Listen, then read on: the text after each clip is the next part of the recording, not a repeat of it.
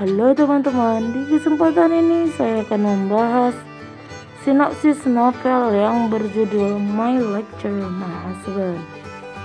Kisah ini berawal dari seorang mahasiswa bernama Inggit yang mendapat nilai C di mata kuliah dengan 3 SKS di dalamnya. Inggit yang merasa tidak terima dengan nilai C mengikuti saran dari teman-temannya yang menyuruh Inggit menemui sang dosen yang notabene dosen tergalak untuk meminta perbaikan nilai. Namun perjuangannya untuk menaikkan nilai C pada mata kuliah tersebut, sang dosen memberikan tugas yang berat dan terkesan menyulitkan Inggit untuk menuntaskan tugas yang ia berikan.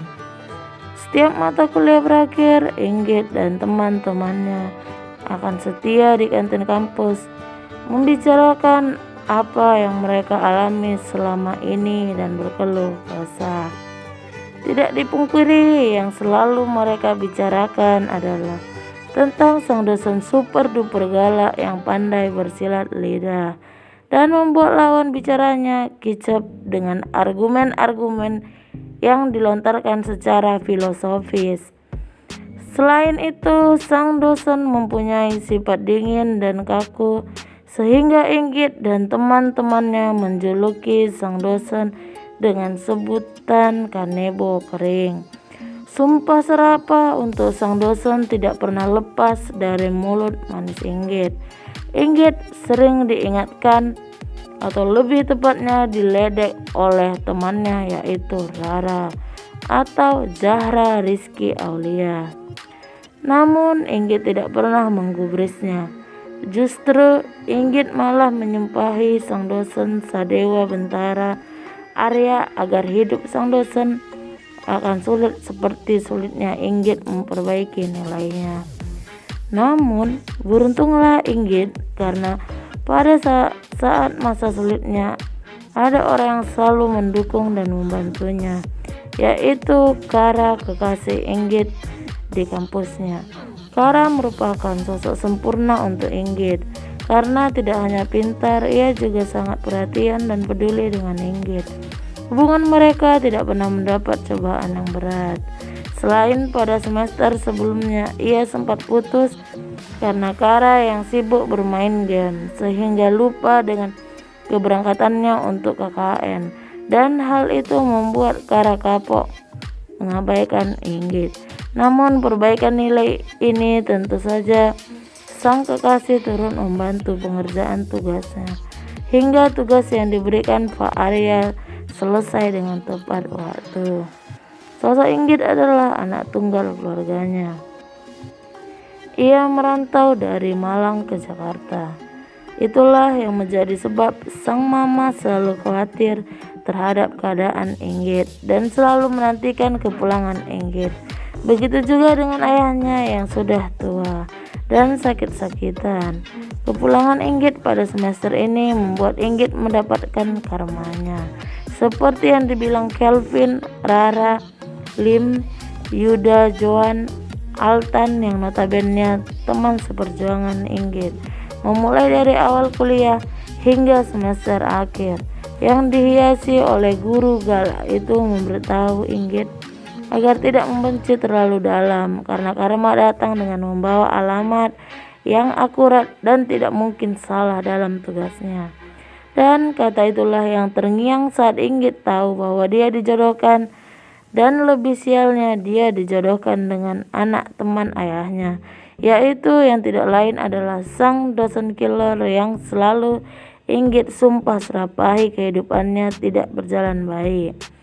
Namun nasib Inggitlah yang tidak baik karena pernikahan mereka akan digelar 2 minggu lagi, dan itu berarti saat ia memasuki semester baru, ia juga akan menyandang status yang baru, yaitu sebagai istri sang dosen killer.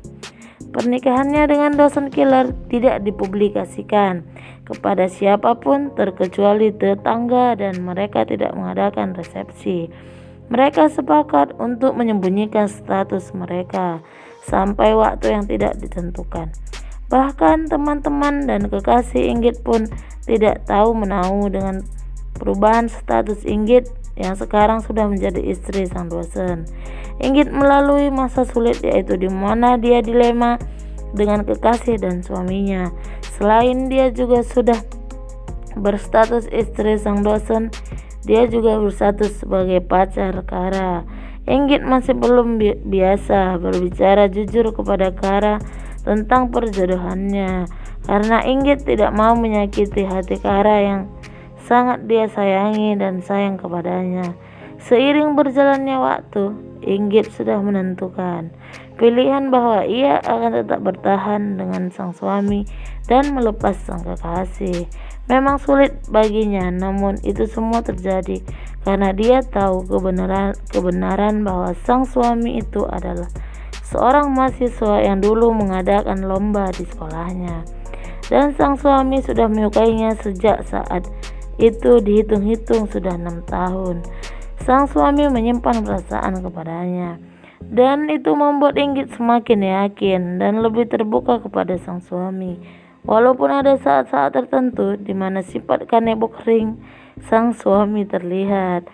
Setelah kematian sang mertua, Inggit lebih terbuka dan menyadari bahwa sang suami adalah tempat ternyaman untuk dia pulang dari segala kepenatan, dan sang suami pun turut mensupport Inggit dalam menjalani masa skripsi. Sang suami dengan telaten mengajari Inggit. Pada akhirnya Inggit lulus perguruan tinggi dengan tepat waktu.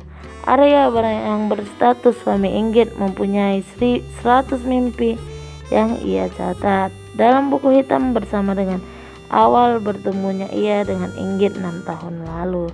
Ada mimpi yang belum tercoret atau tercapai, salah satunya yaitu melanjutkan studi S3 di luar negeri dan juga memiliki anak 5. Atas kehendak Tuhan, 2 mimpi terwujud. Inggit mengandung 3 anak kembar dalam perutnya, dan dengan waktu bersamaan Arya mendapatkan beasiswa untuk melanjutkan studi S3.